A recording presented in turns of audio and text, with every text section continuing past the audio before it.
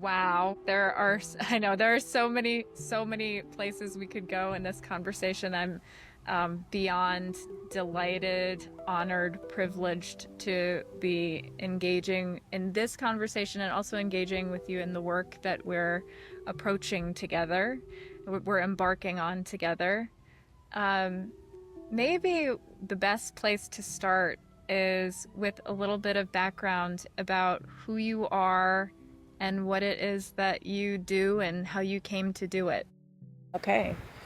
Well, my name is Cory Tixier, and I'm an Ayurvedic doctor. It seems like it took me a long time to get to those letters. But I have a degree in biology, science, and nature, and the way things work has always been a deep curiosity to me, and really understanding the foundations of life. And, for many of us, we've gone through multiple careers, and along my path, I just kept asking for guidance into ways that I could help reconnect people with nature. That seemed to be like just where my heart was coming from, the thing that would be easiest for me to do in my life. And through that inquiring, I found yoga, and through yoga I found Ayurveda. They come from the same place, they come from the same heart in India. And so I researched to try to find a place where I was going to study this ancient medicine, and I found the Ayurvedic Institute in Albuquerque, New Mexico. And at the time I was living in New York City and really thought I was probably going to have to move to India to study this and give up my family and give up my dog. But I found Dr. Ladd and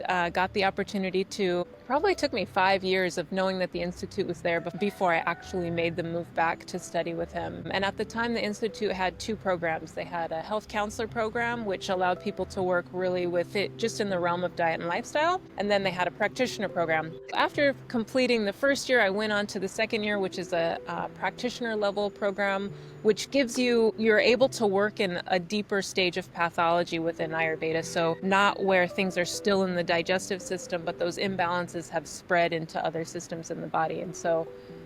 And in that program, I got a lot of clinical experience working with people one-on-one. And then just shortly before that program, we had our graduation, Dr. Ladd asked if I would stay on and become faculty. So I got the opportunity to join the faculty at the Ayurvedic Institute. And at first I was just teaching online. They were starting an online program. So I was teaching some foundational courses for the online program. But over the course of about 5 years, I was asked to teach like almost every course. And I got to assist Dr. Ladd in his evening lectures and his level 2 lectures. I got the opportunity to be a clinical supervisor. So it just kept upping my skills and kept me immersed in the information. I remember even once I was getting ready to give a quiz to the students, and I had a friend call, and I just chatted with her for a second. She was in the program with me. She's like, "What are you doing?" And I was like, "Oh, I'm about to give this quiz on the Nidan Panchakam." And she's like, "Oh my God, I don't even remember what that is." And I was just so grateful that for 5 years, every year I had to read the yellow book again and the blue book again. It just kept this wisdom alive inside of me because I had to figure out new ways to teach it or say it or explain it. And so that was just such a huge gift to be asked to teach, and then to get all of this extra time with Dr. Ladd and more intimate time with him, having meetings about the students and about how the curriculum should be laid out for them. So at about the 5-year mark, Dr. Ladd came to me again, and he's if you know Dr. Ladd, he's just the sweetest guy. And he asked if I would help them to create and run a Panchakarma therapist training program at their center in India, which is the Vasant Institute of Ayurveda. And so for about 3.5 years, 1 year was on the ground in Albuquerque just developing the curriculum. Then we went to India and spent about 4 months out of the year in India delivering this program. And we would have students come in and they would go through a training program that was 2 weeks long. And then we would have clients come in. They would go through their Panchakarma, which is Ayurveda's very deep cleansing process, and the students would learn how to give the treatments. And that experience running this center, being in charge of absolutely everything that was going on there, between making sure that the cooks were cooking the right foods for the students and for the clients, overseeing both the client and the students' care and their protocols for Panchakarma. It was a big responsibility, but I really think was just the next layer of what Dr. Ladd was giving to me. And it always felt like I was kind of being thrown in the fire, like maybe I'm not actually ready for this, but I'm going to have to do it anyways, you know? So trial by fire, I feel like that's a lot of how my training was sort of embodied in me. So I really had to put it into practice right away. And so from there, it ignited a whole bunch of other relationships or invitations to teach. It's how we got, well, it's not really how, because I have a relationship with integral yoga that predates Ayurveda. I did my yoga teacher training. So I went back there and reestablished that relationship with them and started a 600-hour Ayurvedic health counselor program in partnership with Integral Yoga in New York City. And all of this time I've been, just kind of running my own clinic and seeing my own clients. And so now, post-COVID, that kind of shut all of this travel stuff down that we had been doing. And now we're rooted here in Hawaii, and we've started the Ayurveda Hale, which is this place you can see behind me. And it's a center for Ayurvedic education and, healing. So we really want to present this space as a teaching clinic. And we're not just teaching practitioners of Ayurveda, we're teaching people how to become their own medicine. And I think that's one of the cool things about Ayurveda is that it's not a medicine that you always have to go for guidance, although you do want to go for guidance, but a lot of it is wisdom that we already have within us, and it's just remembering that side of us. Thank you so much. God, your journey is extraordinary. And then where you just started to go, would you keep going there? My question for you, because maybe selfishly I just want to hear you talk about it, is why Ayurveda? There's so much out there. There's so much out there in the domain of nutrition. There's a lot out there that you hear people taking on juice cleanses or this or that health protocol. Yeah. I've had the privilege of working with you as my own personal Ayurvedic practitioner for a period, and that period changed the course of my whole life. I mean, that changed the course of every day I engage in something that came out of that period. Every single day I engage in something that I discovered for myself works for me and my constitution. And some of it I can't explain to others why it works. Like, I will never eat cheese again without a little bit of black pepper on it. Yes. And someone might say, well, what is that about? And I couldn't begin to tell them, but there's something very deep about the tradition. Would you answer the question, why Ayurveda, for us? Absolutely. You kind of answered it just there in that last sentence, and that is, it's deep, right? Why Ayurveda is because I wanted the root of all medicines. I wanted the root of all knowledge. It's the same reason I chose to study integral yoga, because they're hatha yoga, and that's the base, the root of all the yoga. It wasn't all these other lineage or other offshoots of that. So for me, Ayurveda was the obvious choice. It kind of came to me just in the quest for the root of everything. So you can, like, the juice cleanses, all of these other medicines are rooted. Ayurveda is the mother of all medicines. That's the why. And why it's the mother of all medicines is because it's for the individual. We're never treating a symptom. We're never treating a disease. We're treating the person. And no matter if you have 5 people and they all come to you with the same pathology, how they got to that point is different for every single person.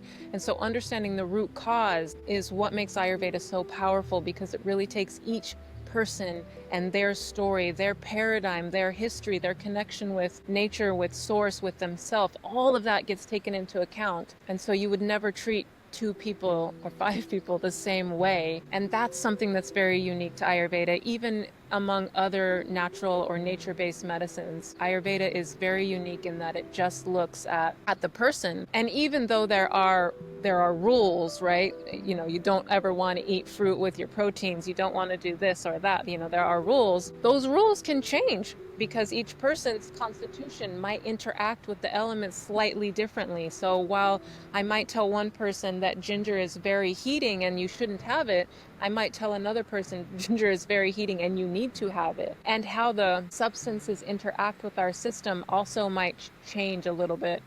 Students always get very frustrated because the answer to their questions is always, it depends. And there's a lot of contradictory information within Ayurveda just because of its nature of needing to look at the person. You can take everything into theory, but once you're actually with a person, it all might change, and you've got to be able to understand how the elements are working and how they interact with each other and how the qualities affect the different systems in our body, and that qualities actually have an effect. Thank you. And then inside that same line of looking, when would you encourage a person to explore Ayurveda for themselves? What kind, like, who would benefit from exploring it in their life?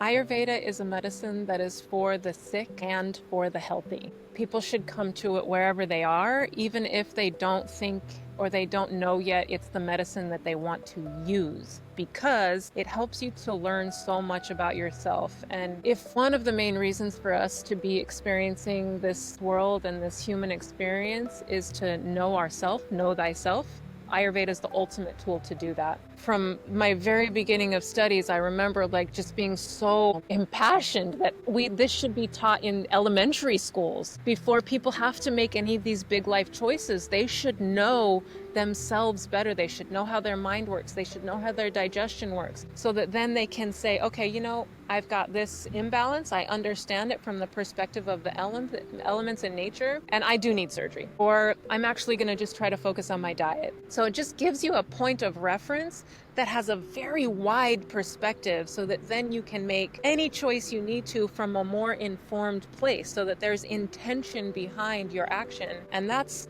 huge.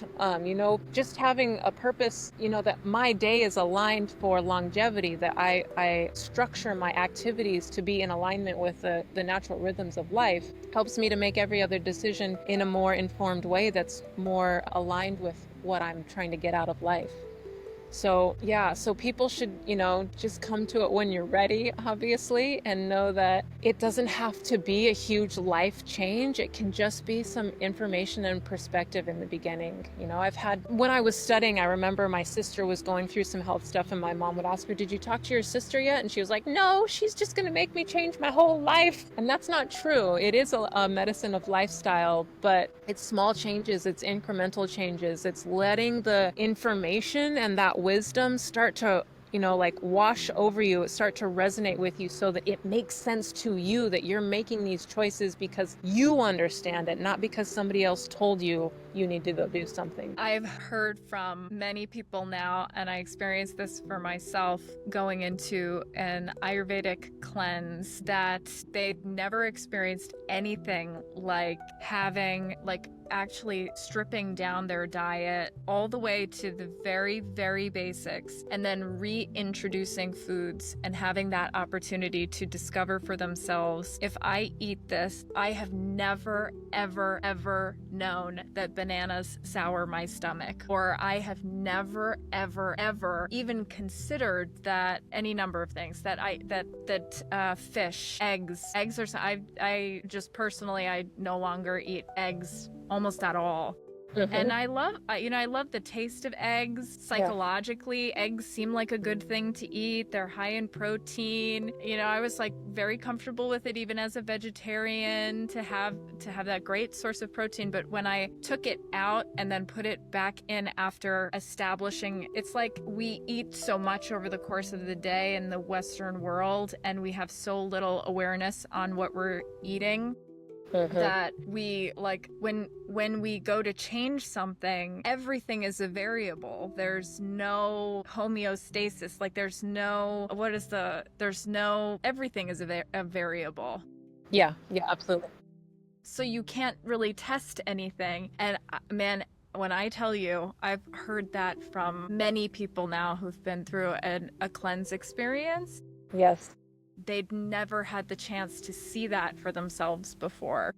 Yeah, it's incredible. It really, talking about Ayurvedic cleanses specifically are so unique because it does that. It asks you to prepare the field first, right? And that's the stripping away of the stuff. And that's hard, you know, those substances in our system. And I don't just mean like alcohol and marijuana and pharmaceuticals. I mean every substance that we take in through our senses has to go through a process of digestion, assimilation, and absorption into our being. And Dr. Ladd would say that the ultimate process of digestion is that we turn everything into love. That's the ultimate expression of the consumption of everything. And so in an Ayurvedic cleanse, you go through this beautiful, there's 3 stages. There's the pradhana karma, which is the preparing of the field, and that's the elimination of basically whatever it is that we're consuming in our day-to-day diet, and just stripping it down to khichdi, which is the rice and the bean, which every culture has some variety of the rice and bean dish. And that is because it's where we get the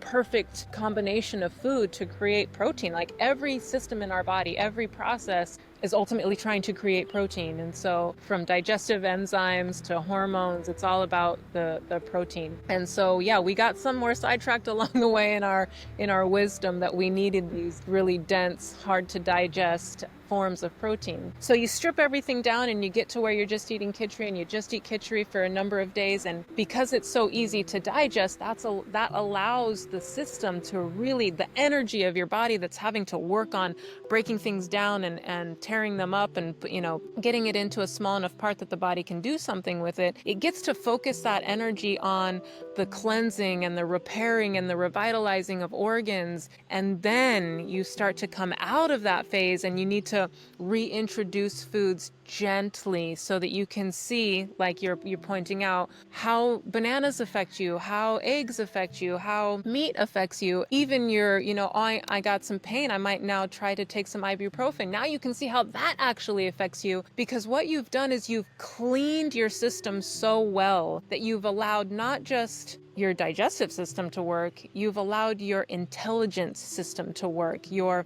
buddhi, or the process of viveka, which is the discerning quality. That's not just, you know, should I have a beer or not have a beer? It's on a cellular level of what your cells are consuming and what they're deciding to take in. And in that, you bring back all of this awareness to what really is good for you and how things really do affect you, from foods to people. You know, you might even recognize this relationship doesn't work for me anymore. How I'm interacting with this person isn't right. You know, I watch that television every night and it scares the shit out of me. So maybe that's not the right thing, but I used to just watch it and whatever, you know, I wasn't aware of the emotions. I wasn't aware of the effects. And that's the cool thing about the cleanse, is that you now become aware of the effects of whatever it is that you're consuming. So there's that, you know, that preparing, you're in the cleanse where the body's really working hard to rejuvenate, revitalize, and restore balance. And then you've got to build the lining, literally, you've got to build the lining in your digestive system back up. And so reintroducing food slowly and gently so that you don't disrupt the system. The most critical part of any cleanse is the re-entry back into your normal routine, because that's the point where your body is the most fragile. And for most people, they'll just jump back into like, oh, my cleanse is over, I get to have my cup of coffee today. And the problems that would actually create are probably worse than whatever it is you came to cleanse for in the first place. So the re-entry is critical. I've also seen so many people have what they might call a success of experiencing, they shed weight over a cleanse, over the process of a cleanse, and then I'll see them, and you know, if I'm looking out beyond an Ayurvedic experience to any cleanse, and then I see them in a week or 2 weeks, and you can see that they've just put that weight back on and then some, and it happened really fast. You know, that back and forth. Yeah.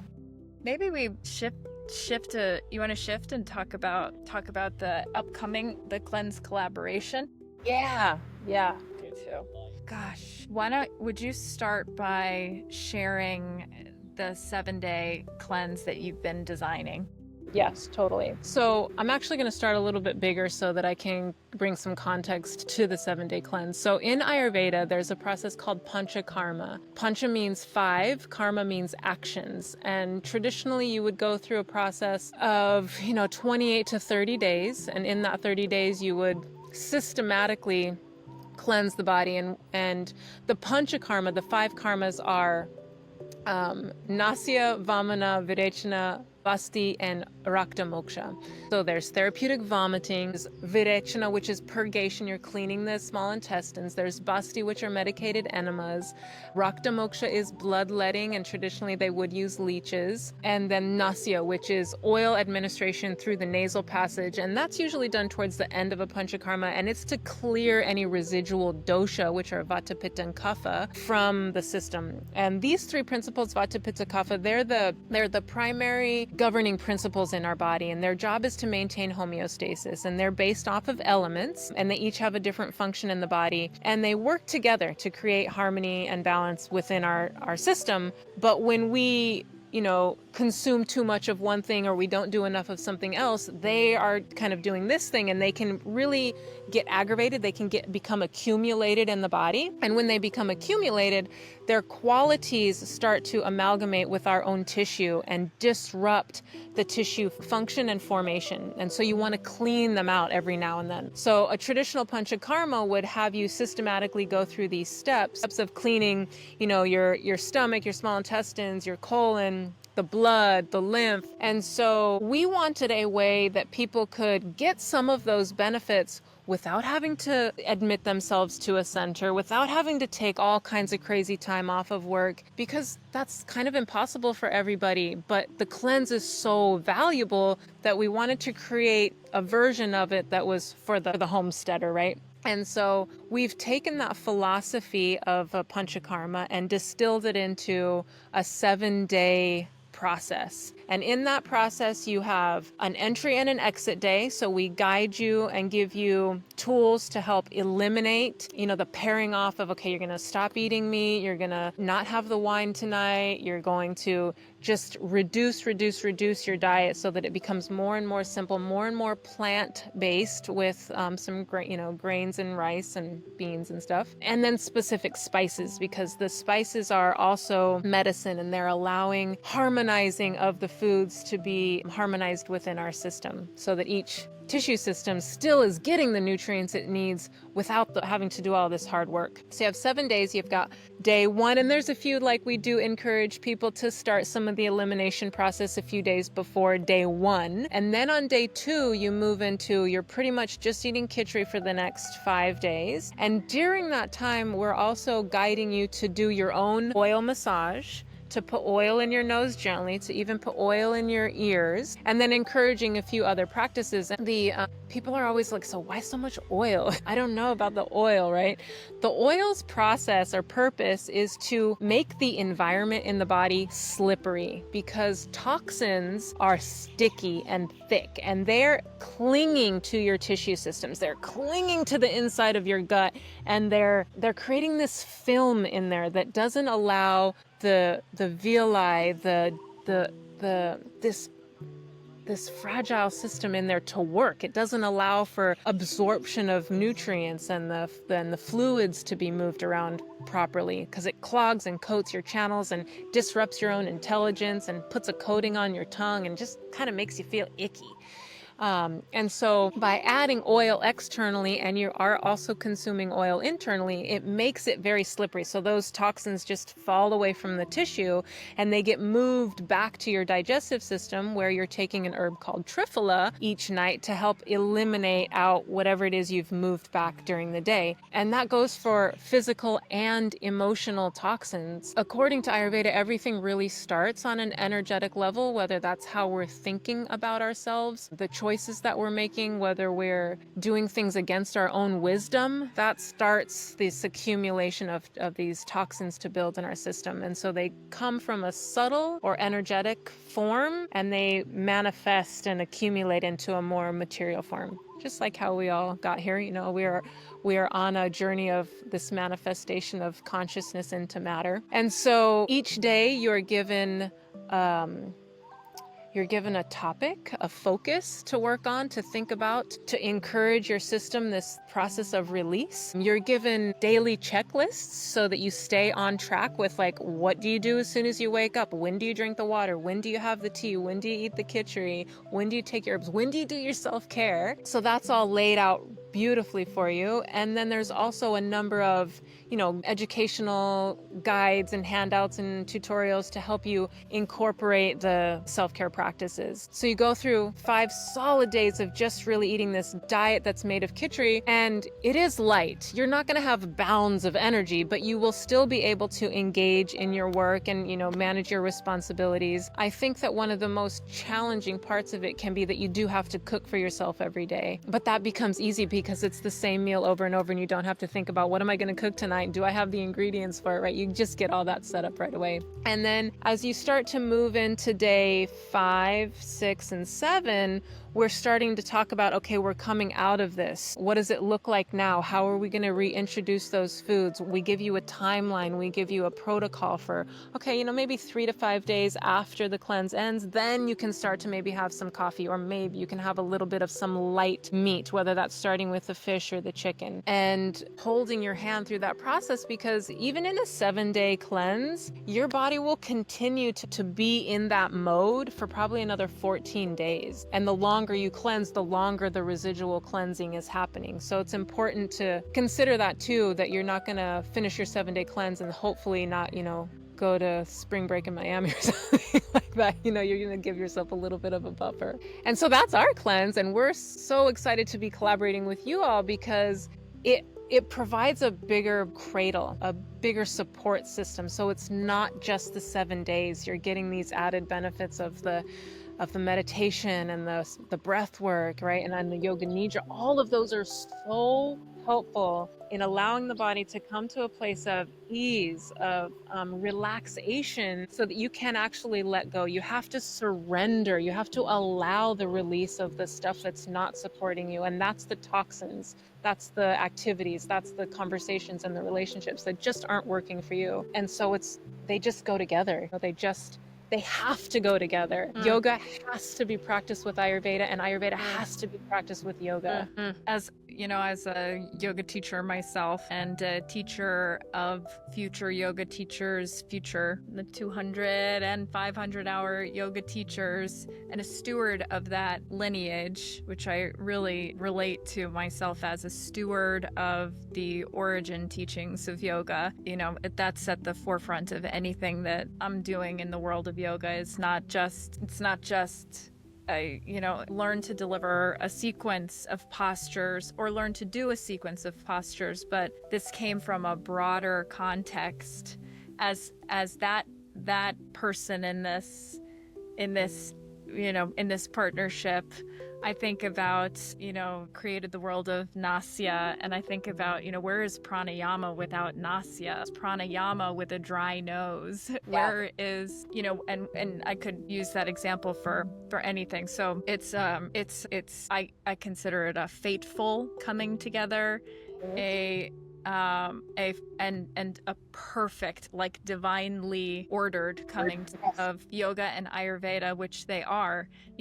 All of it is preparation for the practice of walking this. Just to build on what you said, as you created, one of the ways that Ayurveda is so distinct is the prioritization of preparation and the prioritization of re-entry. And so many of us, we have peak experiences, whether those experiences we are really hunkering down and we're going to go through a cleanse, or we're having like a big kind of like break open experience, like we're going to go to a plant medicine ceremony and we're going to have our minds blown by some, we're going to have that's really going to shake the way that we held the world.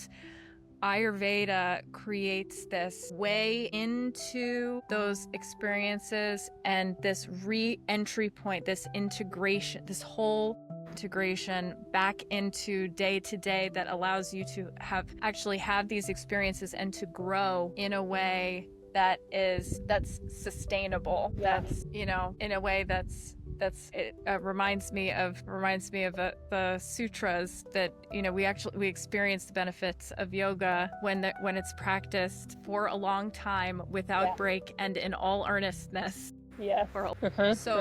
for us, the collaboration, coming together and being able to provide, so Shepherd, you will be providing a week of services before the start of the 7-day cleanse. Then we move into the 7-day cleanse and services there too, supportive services. And then we were providing services in the week after. And those services are gentle yoga, the physical practice of asana, very slow, very still in our practice of it, and informed by the hatha tradition, and then yoga nidra, and then breath work. And the breath work practices that are delivered they are these like portals into your energetic body and into information on where dark or clunky, like you talk about the stickiness of what builds up in the body, where sticky energy has built up for us, and they're a beginning point to start to loosen and release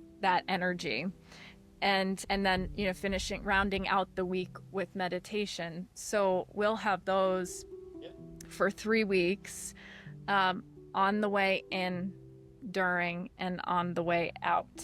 It's 7 days, but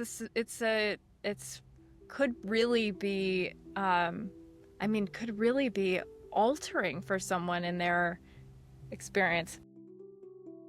You're giving me chills, girl. You mentioned the sister sciences, just the coming together of the yoga and Ayurveda. And traditionally, you wouldn't even be allowed to practice yoga until you had mastered a purposeful Ayurvedic life. And the goal of both of these sciences is moksha. And so there's a sloka, it's Dharma Artha Kama Mokshanam Arogyam Mulamutamam Ayurvedo Padesheshu Videyaha Paramadaraha. And it translates as those who are desirous of a long life. And if you have any goal of obtaining peace, liberation, balance, the longer you live, the more of an opportunity you will have to fulfill that goal. And so by practicing Ayurveda and yoga, having those two tools support you, you're changing the world. You're changing your own world. And by changing your own world, you're changing the world for everyone around you, because you're showing to them a way that's different and a way that's possible for us to live the longest life we can. And the inclusion of not just the physical movements, but a focus on breath. The breath is the original mantra. As we're all trying to learn how to quiet our mind and sit in these moments of stillness to be able to perceive ourselves, to perceive a higher energy, we're given tools of mala and of meditate, of mantras, or listen to the sound of the air conditioner, or whatever it is that those tools are. They're all trying to mimic or get you back to being able to focus on the rhythm and sound of your own breath, because the breath is the only thing that's happening right now. Your thoughts are elsewhere, and that all helps you to digest your life and your experiences, your day and your foods. And there's a saying that says you are what you eat, but in Ayurveda the phrase is you are what you digest. And by having the accompaniment of yoga in a cleanse, you allow yourselves to be able to digest so much more. I want to spend these 3 minutes just sharing a little bit together about the possibility of the collaboration. So there's this cleanse that's coming up, but the cleanse is a beginning to a bigger collaboration. And one of the things that most interests me, I'll say what I was going to say, is the possibility of weaving the world of Ayurveda into the world of sacred use of plant medicine, and the cleansing and detoxifying, truly the transformation that's possible out of bringing these sacred practices together. It's such a pull. It feels like such a powerful innovation. And then there's you, just personally, my love affair with you, you are been one of the favorite parts of the Flow and Restore yoga teacher training for our graduates every time they get to experience you. And then myself, I love myself more when I leave your care. God, that's the best thing I've ever heard. It's true. That fulfills my dharma right there. Thank you. It's really true. That's amazing. Yeah, the plant ceremony and the connection with Ayurveda and yoga, like, it's an exponential expansion of what's possible. And I think that's kind of like maybe where my heart was trying to go with the you are what you digest, because in a plant ceremony, the wisdom that you're given access to, that in itself could blow you out of the water. And you need to be able to integrate that wisdom. And you can't integrate it if you're living in a toxic, clogged environment. And so the ideas that we're forming and that we're pushing back and forth and how we're creating this is to really be able to support the plant, a little bit of cleansing, a little bit of rejuvenation, a little bit of self-wisdom, a little bit of self-care, so that the plant medicine can speak to you, so that you can hear and receive the wisdom of the plant medicine, because the plants are going to speak to you whether you're listening or not, whether you get the message or not. And so I'm hopeful that this partnership, this particular aspect of it, will just integrate so well that the plants in how they're working will have more of an effect on how you're receiving that information, and then how you integrate it moving forward into your life, that it's not just, oh, you did this thing a long time ago and oh yeah, you can share some cool stories about it. No, you're now living those changes. You are becoming the medicine for yourself and for those around you. Thank you. Thank you, Ashley. I'm so grateful for this connection with you, and it's so fun. It's like such a magical journey, and just how we got connected and how we've worked with each other over the years, and now that it's blossoming into this work together is just really, really exciting, really divine. It is for us too. It is for me personally, and it is for us too.